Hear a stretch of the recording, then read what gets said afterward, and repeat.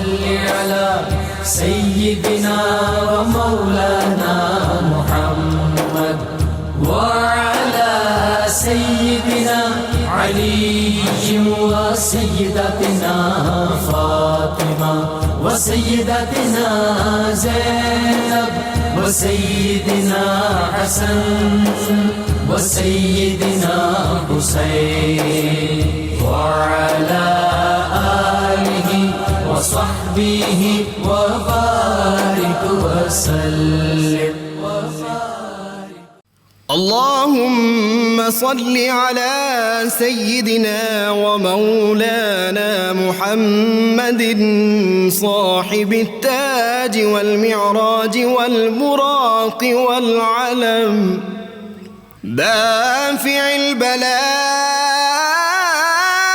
والوباء والقحط والمرض والألم اسمه مكتوب مرفوع مشفوع منقوش في اللوح والقلم سيد العرب والعجم اسمه مقدس معطر مطهر منور في البيت والحرم شمس الضحى بدر الدجى صدر العلا نور الهدى كهف الورى مصباح الظلم جميل الشيم شفيع الأمم صاحب الجود والكرم والله عاصمه وجبريل خادمه والبراق مركبه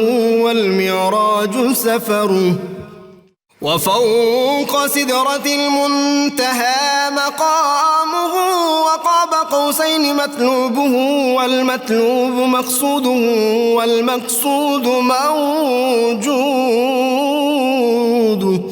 سيد المرسلين خاتم النبيين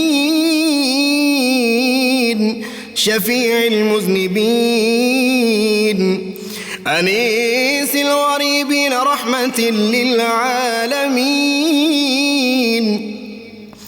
راحة العاشقين مراد المشتاقين شمس العارفين سراج السالكين مصباح المقربين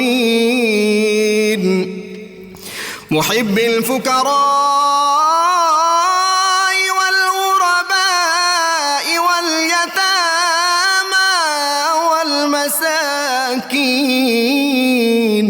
سيد الثقلين نبي الحرمين إمام القبلتين وسيلتنا في الدارين صاحب قاب قوسين محبوب رب المشرقين ورب المغربين جد الحسن والحسين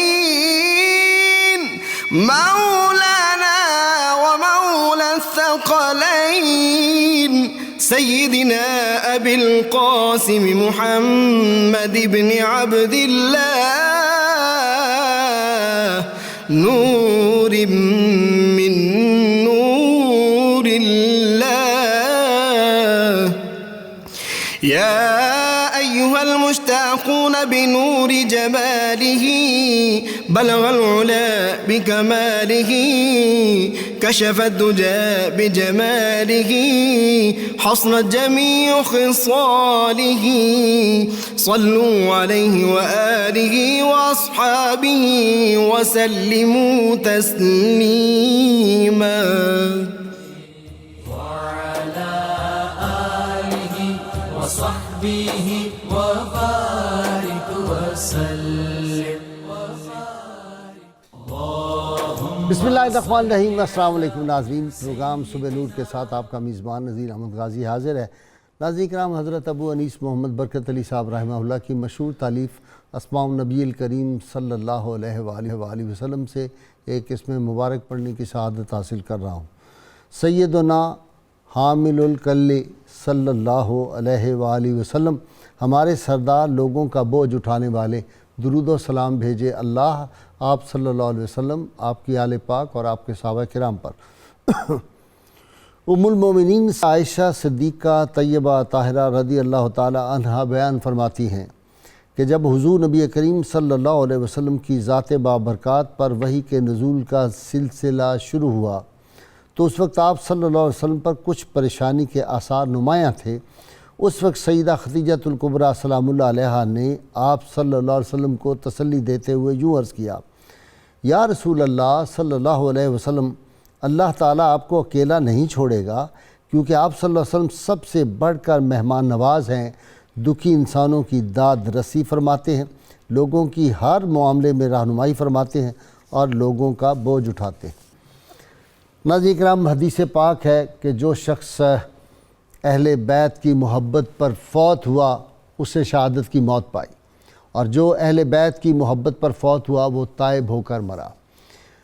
اہل بیت سے محبت ہمارے ایمان کا حصہ ہے، چونکہ رحمت کونین صلی اللہ علیہ وسلم خطبہ حجۃ الوداع پہ جو ارشاد فرمایا تھا، آپ نے حکم فرمایا تھا، تاکید فرمائی تھی، اور ہمیں جو ہے وہ ہدایت کا جو راستہ بتایا تھا، اس کے لیے دو شرائط بتائی تھی کہ ایک اللہ کی کتاب کو مضبوطی سے تھام کے رکھنا، اور ایک میرے اہل بیت کو، جو ان دونوں چیزوں کو تھام کے رکھے گا وہ کبھی گمراہ نہیں ہوگا۔ ناظرین، آج ہم سلسلۃ النور کی اس نوری شخصیت کا ذکر پاک کرنے کی سعادت حاصل کر رہے ہیں، اور ان کا آج یوم شہادت ہے، جنہوں نے 12 برس متوکل کے ظلم، جور اور اس کی قید برداشت کی، اور اس کے بعد بھی مسلسل ان کی ساری زندگی ابتلا و مصیبت میں گزری، لیکن ان کے پائے استقلال میں ذرا سی لغزش نہیں آئی۔ 73 زبانوں پہ ان کو عبور تھا، جو جس زبان میں بات کرتا اسی میں جواب دیتے، اور خود فرمایا کرتے تھے کہ آصف بن برخیہ، جنہوں نے آنکھ جھپکنے میں تخت بلقیس جو تھا اٹھا کر سینکڑوں میل دور سے لا کر سیدنا سلمان کی بارگاہ میں پیش کر دیا تھا، ان کے پاس 73 علوم میں سے ایک حصہ تھا، اور ہمارے پاس 72 حصے ہیں۔ وہ شخصیت جن کو وحوش و طیور، پرندے، چرند، درخت، شجر، حجر سب پہچانتے تھے۔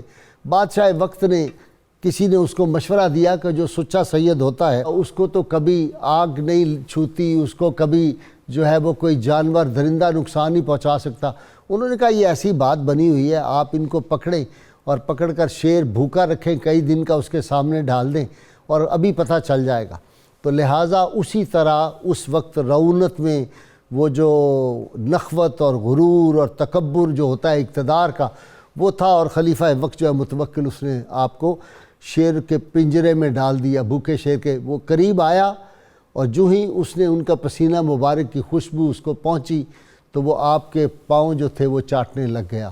ناظرین کرام، وہ ہستی پاک جو سب کچھ کے باوجود اللہ تعالیٰ نے ان کو علم لدنی عطا کیا ہوا تھا۔ بادشاہ وقت نے ایک عالم ڈھونڈا جو بہت بڑا عالم تو تھا لیکن دل سیاہ تھا، اس کو کہا کہ ان کو آپ کچھ چیزیں سکھائیں، ان کو پڑھایا کریں۔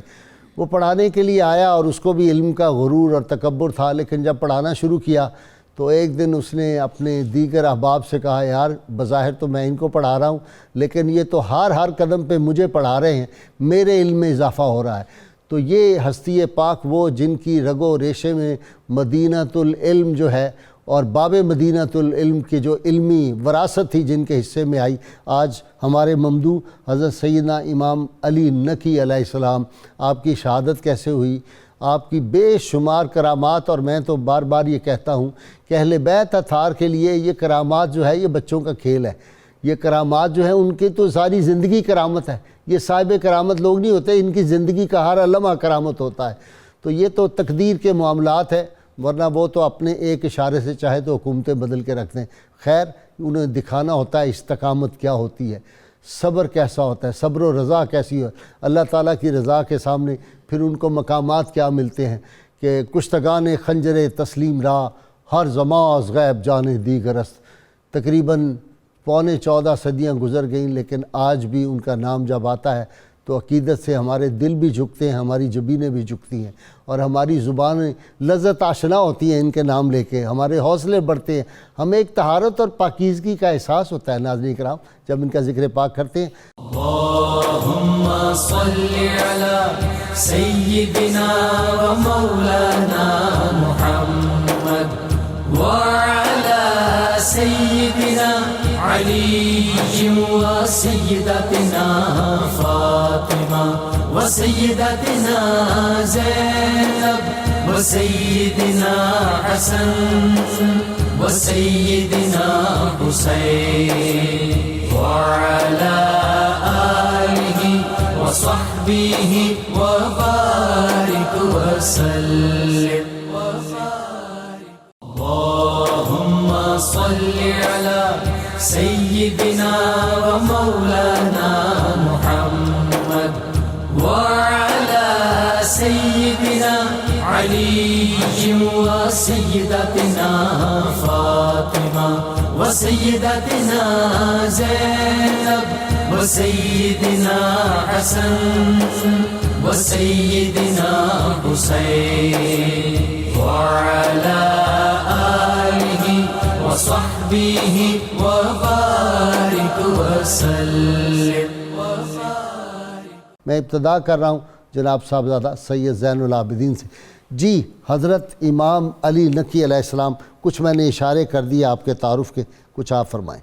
بسم اللہ الرحمن الرحیم وصلی اللہ تعالی علی النبی الامین وعلی آلہ وصحبہ اجمعین. قاضی صاحب، علی وجہ الارض اہل بیت نبوت حضور اکرم صلی اللہ علیہ وسلم کے ساتھ تعلق رکھنے والا وہ پاکیزہ خاندان ہے کہ ان کے وقار اور شرف کے لیے حضور کی نسبت سے بڑا اور کوئی اعزاز نہیں ہے. ہاں، اگر ان کے ساتھ علم و عمل بھی شامل ہو جائیں تو پھر ان کی برابری بالکل ناممکن ہو جاتی ہے.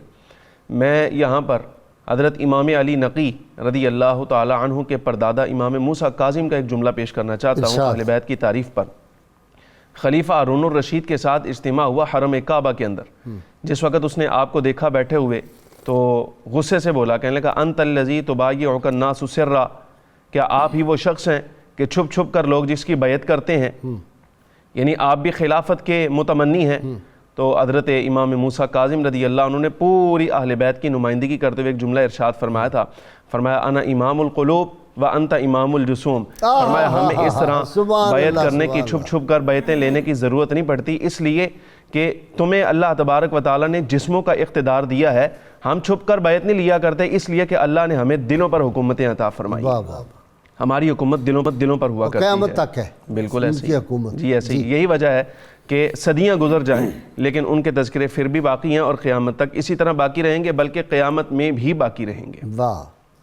حضرت امام علی نقی رضی اللہ تعالی عنہ، آپ کسی بھی شخصیت کو دیکھنا ہو تو سیرت کے اندر آپ مؤرخین کو دیکھیں کہ وہ اس کے القاب کیسے ذکر کرتے ہیں. جن القاب کے ساتھ جس طرح اس کی تعریف کی جاتی ہے تو وہ اس کی شخصیت کی عکاسی کر دیتی ہے کہ ان کا مزاج کیسا تھا. امام علی نقی رضی اللہ تعالی عنہ کے تقریباً 8 کے قریب القاب ذکر کیے گئے جو آپ کی مزاج شناسی کرتے ہیں، بتاتے ہیں کہ آپ کی شخصیت کیسی ہے. آپ کو ہادی بھی کہا جاتا ہے، آپ کو متوکل کہا جاتا ہے، آپ کو ناصح کہا جاتا ہے، آپ کو فقیہ کہا جاتا ہے، آپ کو امین کہا جاتا ہے، آپ کو نقی کہا جاتا ہے، آپ کو تقی کہا جاتا ہے، آپ کو طیب کہا جاتا ہے.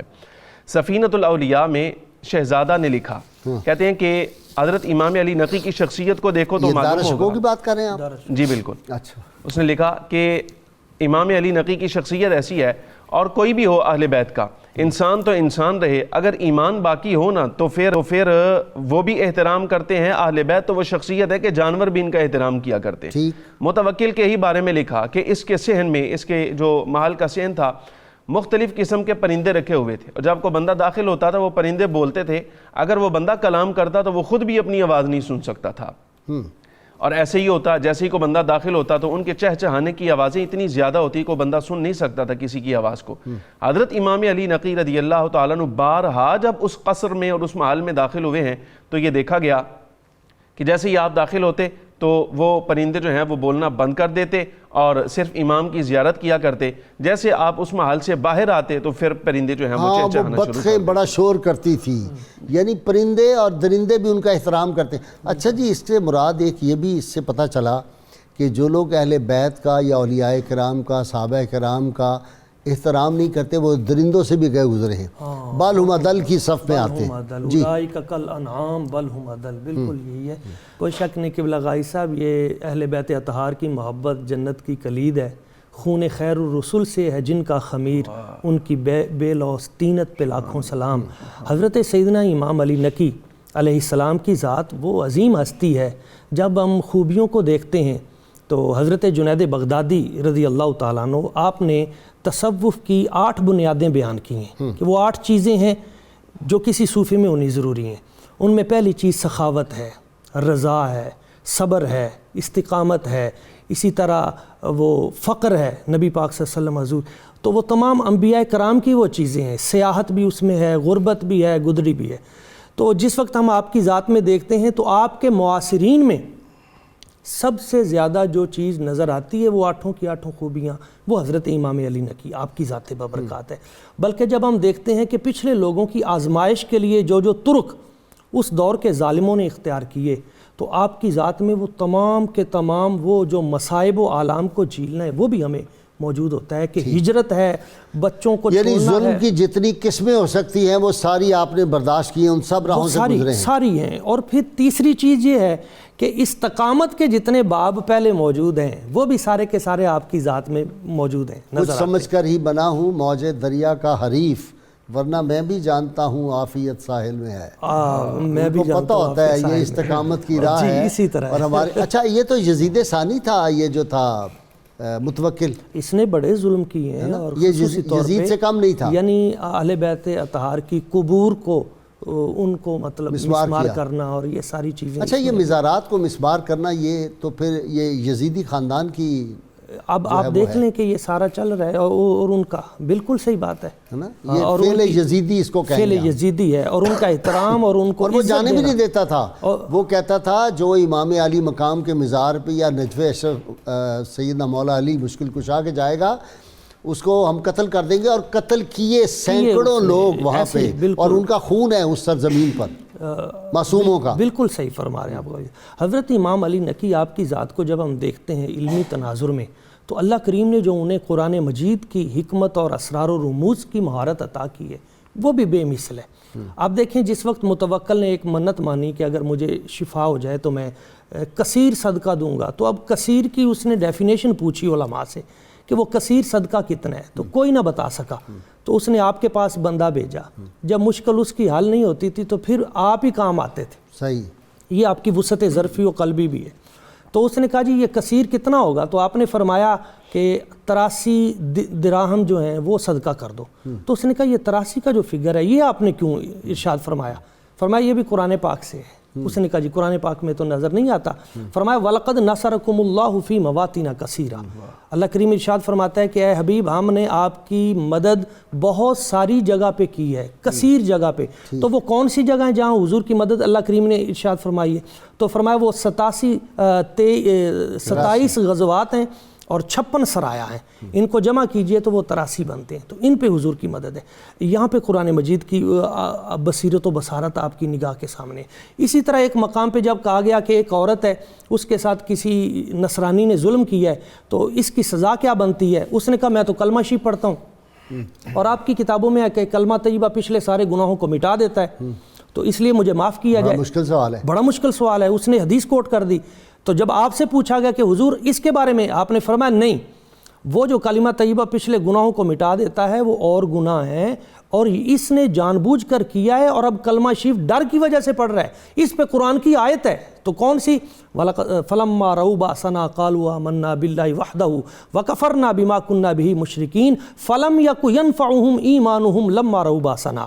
فرمایا اللہ کریم ارشاد فرماتا ہے کہ جب انہوں نے تکلیف کا سامنا کیا اور اس وقت انہوں نے کلمہ طیبہ پڑھا، اللہ تعالیٰ کا اقرار کیا اور شرک کا انکار کیا، فَلَمْ يَكُ يَنْفَعُهُمْ إِيمَانُهُمْ، اب ان کا ایمان انہیں نفع نہیں دے گا.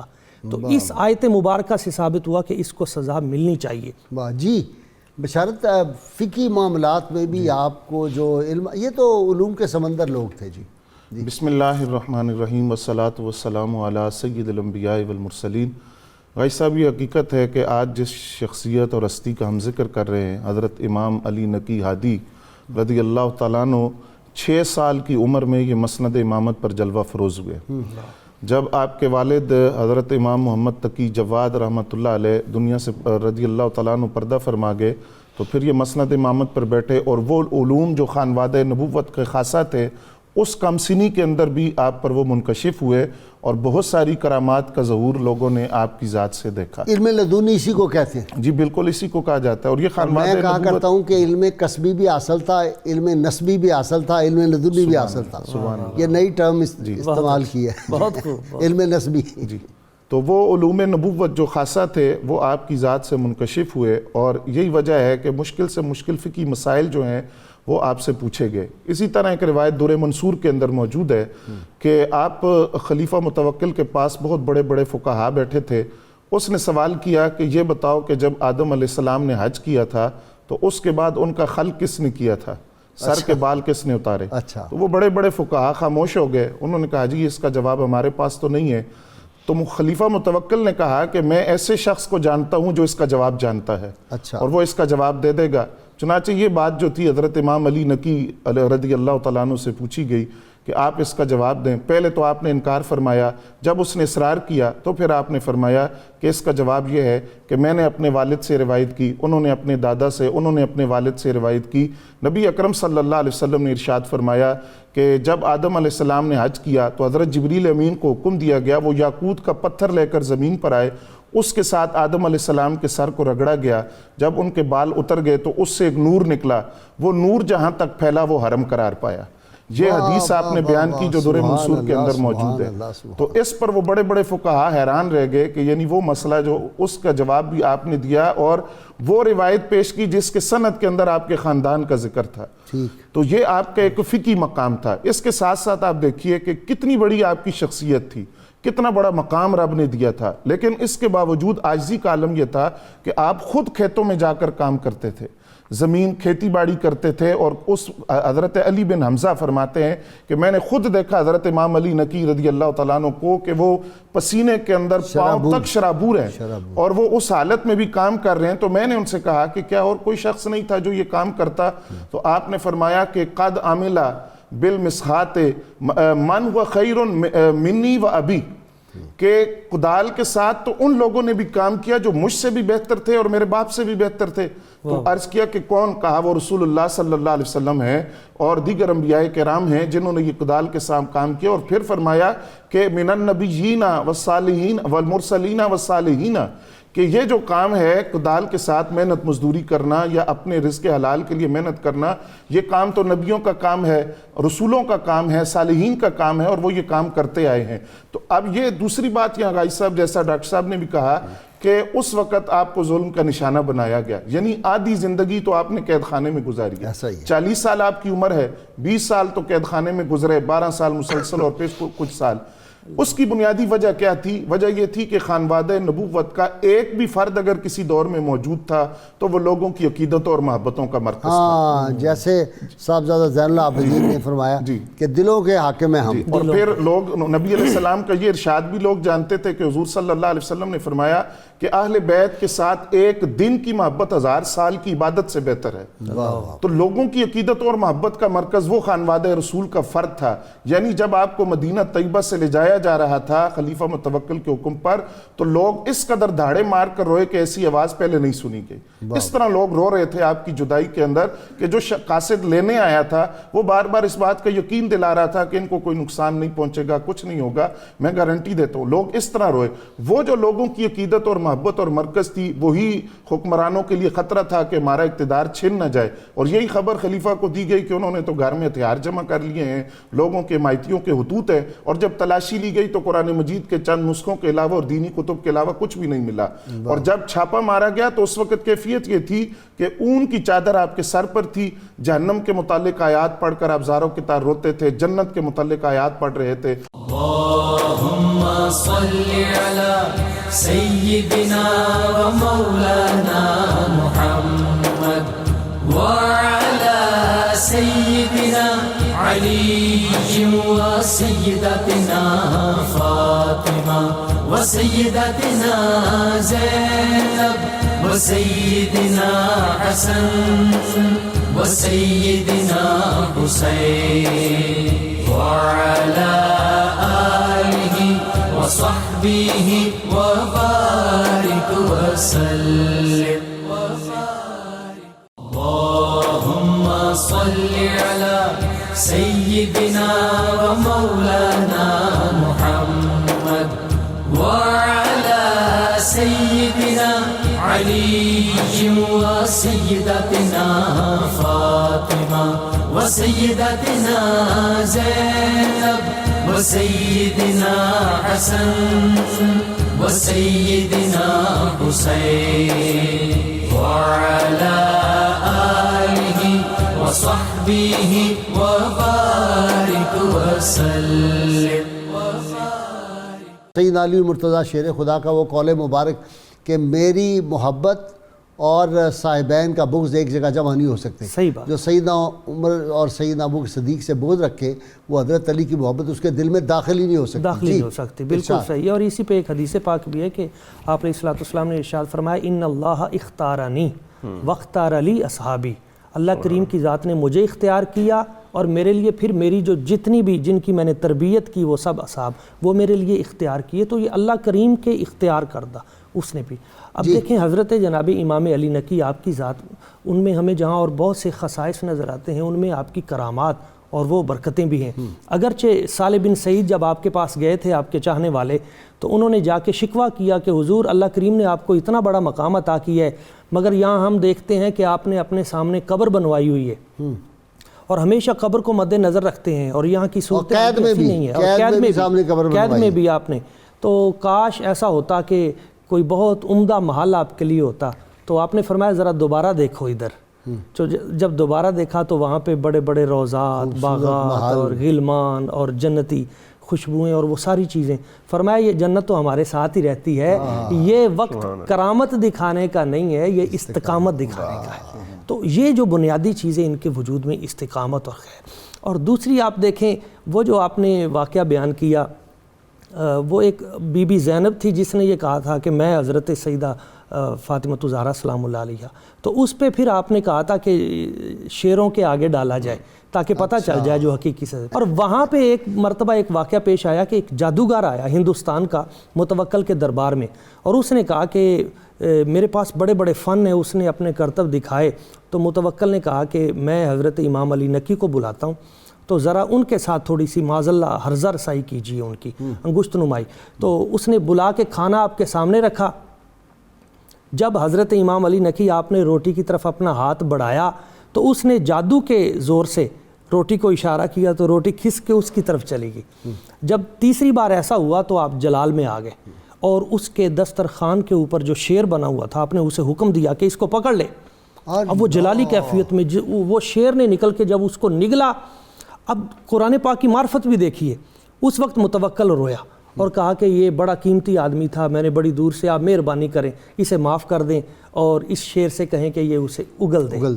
آپ نے فرمایا حضرت موسیٰ علیہ السلام آپ کے پاس جب وہ 23,000 جادوگر آئے تھے اور انہوں نے اپنی رسیاں چھوڑی تھیں فَإِذَا هِيَ ثُعْبَانٌ مُبِينٌ تو جس وقت وہ نگل گیا تھا اور بعد میں آپ نے ہاتھ لگایا تو وہ عصا ویسے پہلی صورت میں بن گیا تھا. تو کیا ان جادوگروں نے مطالبہ کیا تھا کہ ہماری رسیاں واپس کریں؟ تو انہوں نے مطالبہ نہیں کیا تھا. جی ہاں یہ کیا کہا ایک بندہ ساتھ چل رہا تھا اور آگے تھا چند قدم تو اس نے کہا آپ آگے آئیے. آپ نے کہا نہیں تم پہلے جاؤ گے. جی بالکل اسی طرح ہی ہے. اور یہ بھی دیکھیں آپ کہ ایک آدمی آپ کے پاس آتا ہے حضور میرے بیٹے کے لیے دعا کریں اللہ تعالیٰ مجھے اولاد نرینہ عطا فرمائے. آپ نے فرمایا اللہ تعالیٰ تجھے بیٹا عطا فرمائے گا. نبی پاک صلی اللہ علیہ وسلم حضور کی ذات برکات کے نام پہ اس کا نام رکھنا. ایک اور شخص آیا اس نے عرض کی کہ حضور میرے لیے بھی بیٹے کی دعا کریں. تو آپ نے وہاں پھر قرآن پاک سے استدلال کیا. فرمایا بیٹیاں بھی اللہ تعالیٰ کی نعمت و رحمت ہوتی ہیں. تو اب جب اس کے لیے بیٹی کا یہ لفظ ارشاد فرمایا تو اللہ تعالیٰ نے اسے بیٹی ہی دی اور تسلی. بشارت صاحب وہ ابن سکیت کی زبان اکھڑوا دی تھی، کیا اس کا قصور کیا تھا؟ جی غازی صاحب حقیقت یہ ہے کہ جس نے بھی خانوادہ رسول سے اور اہل بیت سے دشمنی کی یا بغض رکھا وہ دنیا میں یہ برت کا نشان بنا.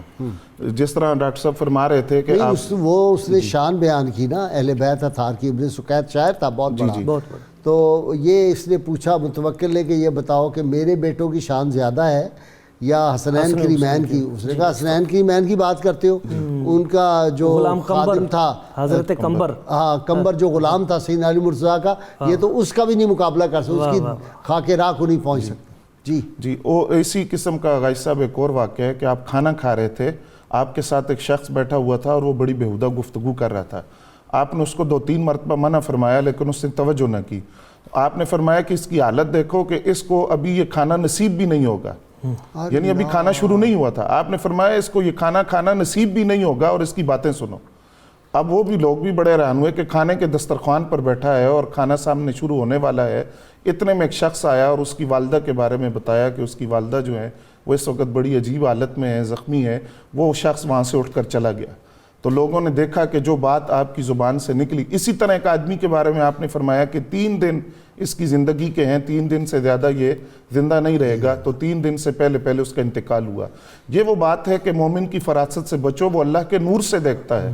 تو خانوادہ اہل بیت, پھر میں آپ کی عام مومن کی بات ہے جی, اور جو مومنوں کے امام ہوں ان کی کیا شان ہو. پھر دوسری بات غازی صاحب یہ ہے کہ آپ کی جرت اور استقامت اور دلیری آپ کی دیکھیں. جس وقت آپ کو رات کی تاریکی کے وقت ایک اطلاع ملی اور اس کی بنیاد پر چھاپا مار کو آپ کو متوکل کے دربار میں پیش کیا گیا, وہاں جام چل رہے تھے اور بڑی ایک عجیب سی کیفیت تھی, تو آپ کو بھی پیشکش کی گئی, آپ نے بڑا سخت اس کا جواب دیا. تو پھر متوکل نے کہا کہ آپ ہمیں کچھ سنائیں, آپ گانا سنائیں. جی, انہوں نے کہا ہمارا کام گانے گانا نہیں ہے. آپ نے کچھ اشعار سنائے جن کا مفہوم یہ تھا. پہلی بات آپ نے یہ کی, فرمایا یہ بتاؤ وہ تخت کہاں ہیں جن پر تمہارے آباء و اجداد بیٹھتے رہے, وہ تاج کہاں ہیں وہ جو سروں پر رکھا کرتے تھے, وہ قیمتی لباس کہاں ہیں وہ جو پہنا کرتے تھے. فرمایا وہ قبریں ان کی حقیقت بتا رہی ہیں, اور قبریں کہہ رہی ہیں کہ آج وہ قبروں کے اندر ہیں, اور ان کے وہ چہرے جن کے سامنے وہ پردے ڈال کر رکھتے تھے اور باریک کپڑا پردے چہروں پر ڈالتے تھے, آج ان چہروں پر کیڑے آپس میں لڑ رہے ہیں قبروں کے اندر. تو یہ جو بات آپ نے اس کے دربار میں, متوکل کے دربار میں کہی, تو لوگوں کی چیخیں نکل گئیں. اور بعد روایات میں یہ بھی ہے کہ متوکل خود بھی رو رہا تھا, حالانکہ اس کے کارناموں سے لگتا نہیں, لیکن بعد مورخین نے لکھا ہے ہو سکتا ہے ظالم سے ظالم آدمی بھی کسی وقت تو کچھ نہ کچھ ہوتا ہے, کیفیت طاری ہو جاتی. وہ بھی رو رہا تھا اور دربار کے لوگ رو رہے تھے اور کانپ رہے تھے خوف کی وجہ سے. یعنی یہ جرت تھی آپ کی, یہ دلیری تھی, یہ آپ کی بہادری تھی. پھر آپ کے جو اقوال ہیں, ایک ایک قول جو ہے وہ سنہری حروف سے لکھا جانے کے قابل ہے, اور ایک ایک حرف جو ہے دل پر دستک دیتا ہے. پہلی بات آپ نے یہ فرمائی کہ جو اللہ سے ڈرتا ہے پھر وہ مخلوق میں سے کسی سے نہیں ڈرتا. جو اللہ کی فرما برداری کرتا ہے لوگ اس کا کہنا مانتے ہیں. اور فرمایا کہ جو اللہ تعالیٰ کی اطاعت کرتا ہے تو پھر وہ لوگوں کی رسوائی اور لوگوں کی ناراضگی نہیں دیکھتا, لیکن جو خالق کو ناراض کر دیتا ہے پھر وہ لوگوں کی ناراضگی بھی دیکھتا ہے. اس کو کسی سے کیا غرض جس دل بے نیاز کو شوق نہ ہو عروج کا, خوف نہ ہو زوال. پھر آپ فرماتے ہیں کہ حسد نیکیوں کو تباہ کر دیتا ہے, غرور ہلاکت کی طرف لے جاتا ہے, اور خودبینی یہ تحصیل علم سے مانے ہوتی ہے. انسان جب اپنے آپ میں رہتا ہے تو پھر وہ بات سیکھنے کی کوشش نہیں کرتا, تحصیل علم سے مانے ہے, اور یہ جہالت کی طرف اور بے وقوفی کی طرف لے جانے والی. جہالت یہ بھی نشانی ہے کہ میں بہت بڑا عالم ہوں. جی بالکل, یہی بات ہے, جاہل سمجھے. جی بالکل. حضرت امام نقی رضی اللہ تعالیٰ عنہ کے بارے میں ایک یہ بھی دیکھیں, جس وقت ولایت کا سلسلہ جاری ہو جاتا ہے, اللہ تبارک و تعالیٰ کا قرب مل جاتا ہے, تو رب العالمین جل وعلا پھر نگاہ پر کسی قسم کا کوئی حجاب نہیں رکھتا, اور پھر خبروں کی, قاصدوں کی اور جاسوسوں کی ضرورت نہیں رہ جاتی, بلکہ رب العالمین جل وعلا کی طرف سے ہی سارے انتظامات ہو جاتے ہیں, اور کائنات ساری جو ہے وہ بالکل ایسے سامنے نظر آتی ہے. یہی وجہ ہے کہ اسباطی جس وقت حاضر ہوا تو آپ نے اس سے پوچھا, مدینہ منورہ سے جس وقت یہ عراق آیا تو آپ نے پوچھا, فرمایا بتاؤ واسق کا کیا حال ہے؟ تو اس نے کہا وہ خیریت سے ہے, بالکل ٹھیک ہے. یہ اس وقت خلیفہ تھا, بالکل خیریت سے چھوڑ کے آیا ہوں, میری ملاقات آخری اس سے ہوئی ہے, وہ بالکل صحت یاب تھا. تو آپ نے فرمایا کہ لگتا ہے وہ تو مر گیا. آپ کو کس نے بتایا؟ کہنے لگا مجھے ایک بندے نے بتایا کہ اس کا انتقال ہو گیا. پھر اس کے بعد ایک اور شخص کے بارے میں پوچھا تو اس کے بارے میں بتایا گیا کہ وہ اس وقت گورنر ہے, فلاں ہیں, اختیارات اس کے پاس ہیں, یہ سب چیزیں اس کے زیر نگیں ہیں. تو آپ نے فرمایا ان قریب وہ بھی مر جائے گا. تو یہ اسباطی کہتا ہے جو اس واقعہ کا راوی ہے, وہ کہتا ہے میں سمجھ گیا تھا پہلی مرتبہ جس وقت واسق کے بارے میں آپ نے کہا نا کہ مجھے کسی نے بتایا ہے, وہ کسی سے مراد کوئی اور نہیں بلکہ آپ کی اپنی ذات ہی تھی, آپ خود سے خبر دے رہے تھے اس کے بارے میں. فرمایا کچھ وقت ہی گزرا تھا, ابھی مجلس برخاست نہیں ہوئی تھی کہ مدینہ منورہ سے قاصد آیا متوکل کا, اور اس نے آ کے خبر دی کہ واسق کا انتقال ہو گیا. تو میں نے آپ سے پوچھا کہ حضور یہ واقعہ کب پیش آیا ہے؟ تو اس نے کہا کہ تم نکلے تھے جس وقت مدینہ منورہ سے روانہ ہوئے تھے, تمہاری روانگی کے 6 دنوں بعد یہ واقعہ پیش آیا تھا. اور جس طرح حضرت امام علی نقی رضی اللہ عنہ خبر دی تھی اس واقعے کی, وہ ہو بہو ویسے ہی ہوا. اس سے یہ بات ثابت ہوئی کہ لوگ طنز کرتے ہیں اور طعن اور سوال کرتے ہیں کہ انبیاء کرام علیہ السلام کو یا خاص طور پہ حضور اکرم صلی اللہ علیہ وسلم کو معلوم نہیں کہ کون کب کہاں مرے گا۔ اس واقعے سے تو معلوم ہوا کہ اللہ تبارک و تعالیٰ نے یہ بات تو حضرت امام علی نقی رضی اللہ عنہ پر بھی پوشیدہ نہیں رکھی اور آپ سے بھی پوشیدگی میں نہیں ہے کہ کون کب کہاں مرے گا۔ اگر امام علی نقی کو معلوم ہے تو پھر امام الانبیاء صلی اللہ علیہ وسلم کو تو بدرجہ اولا معلوم تو ہوگا۔ اولیاء کرام کو پتہ ہوتا ہے، وہ پہلے سے اپنی بھی خبر دے دیتے ہیں، دوسروں کی بھی خبریں دے دیتے ہیں۔ جی بالکل ہزارہا واقعات اس پہ موجود ہیں۔ جی بالکل صحیح فرمایا۔ ایسے ہی، اللہ کے نور سے جو دیکھتا ہے جی بالکل ایسے مومن، اور مومنوں کے امام جو ہیں وہ تو پھر، اور جن کے رگ و ریشے میں نور مصطفیٰ صلی اللہ علیہ وسلم معجزہ ہو، ان کے لیے تو ساری کائنات ہتھیلی پہ ہے۔ بالکل نظر تو الہ بلاد اللہ جمعن کخردلۃ علی حکم اتصالی۔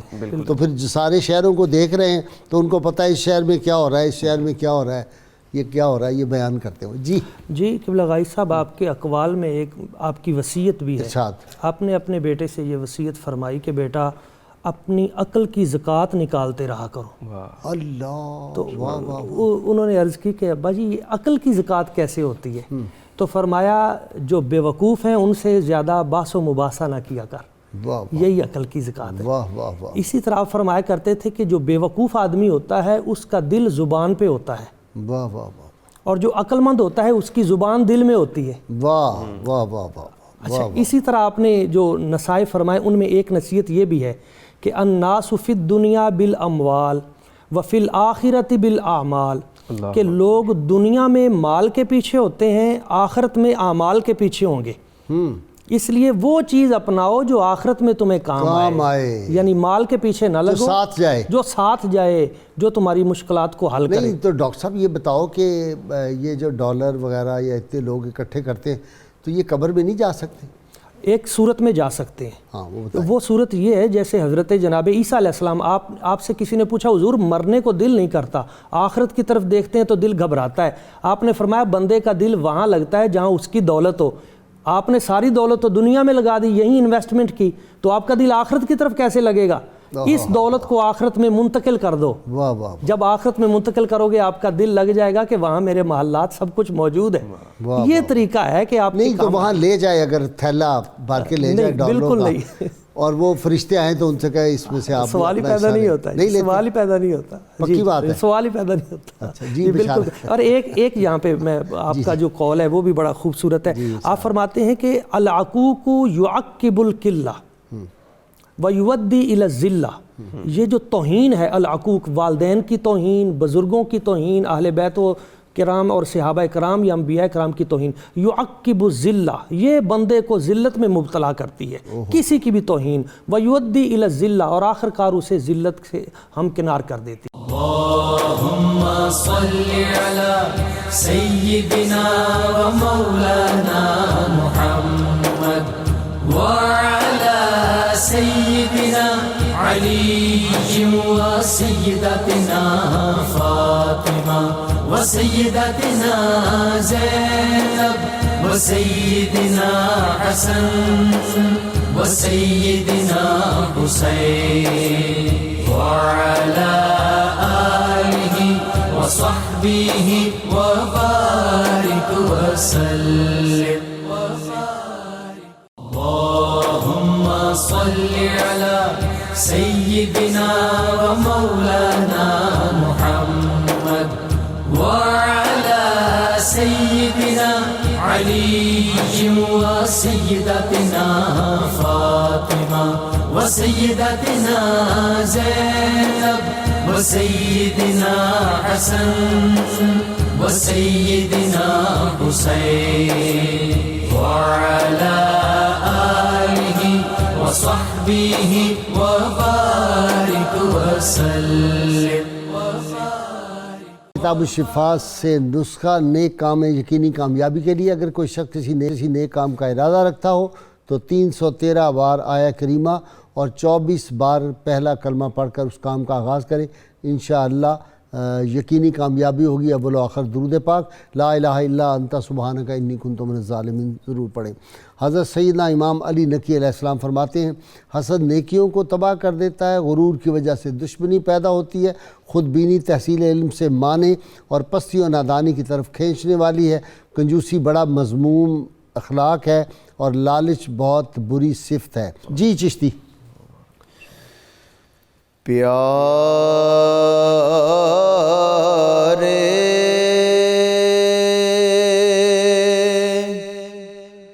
نبی کا نوری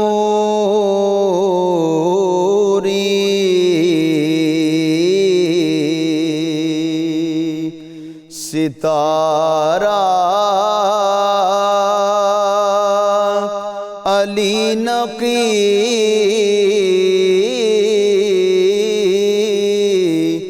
مولا علی کے دل کا ہے ٹکڑا علی نقی ہے باب شہر علم سے بھی فیض یاب جو ہے باب شہر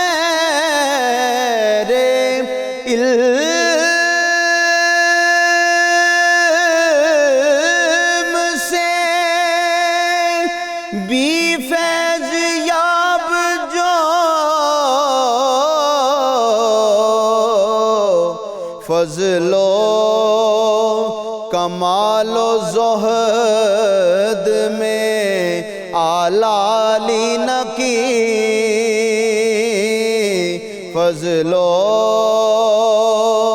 کمال و زہد میں اعلیٰ علی نقی ان کے ہر ایک قول میں صدہا ہیں حکمتیں ان کے ہر ایک قول میں صدہا ہیں حکمتیں حق بات ہی ہمیشہ ہے کہتا علی نقی ساجد علی نقی کو ہمارا سلام ہو ساجد علی نقی کو ہمارا سلام ہو اپنا اپنا اپنا امام اپنا بھروسہ علی نقی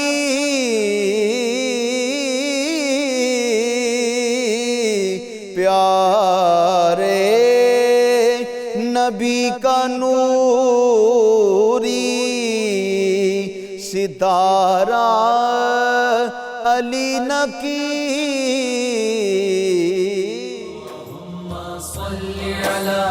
سيدنا ومولانا محمد وعلى سيدنا علي وسيدتنا فاطمة وسيدتنا زينب وسيدنا حسن وسيدنا حسين وعلى آله وصحبه وبارك وسلم